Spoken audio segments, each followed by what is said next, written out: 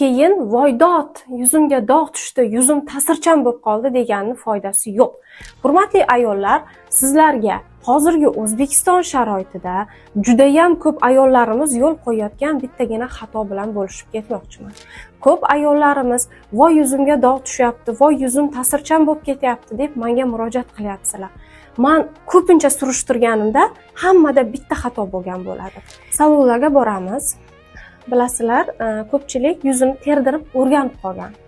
Har xil mo'ylovini terdiradi, yuzini terdiradi. Bunda nimadan foydalanadilar? Albatta, vosk yordamida issiq voskni surib yuzni tortadi. Bu albatta terining epidermal baryeri buzilishiga, teringiz ta'sirchan bo'lib qolishiga, sezuvchan bo'lib qolishiga olib keladi. Qizlar, unutmaymiz, agar teri sezuvchan bo'lsa, albatta u yuzga dog' tushadi.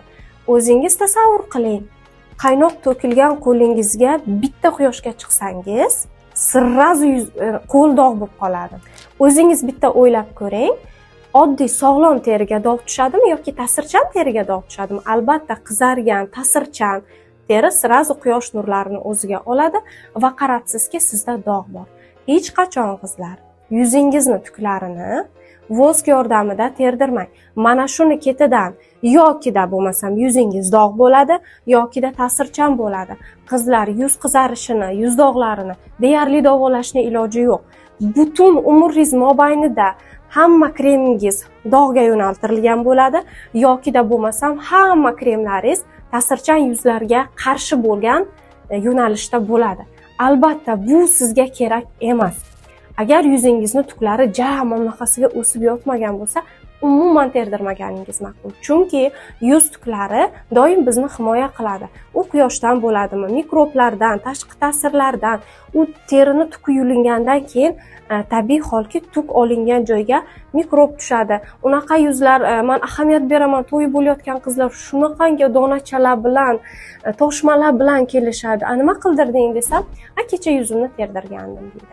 To'yiga bir kun qolgan. Shu uchun qizlar, iloji bo'lsa agar yuzingiz yaxshi bo'lsa, umuman terdirmang yuzingizni.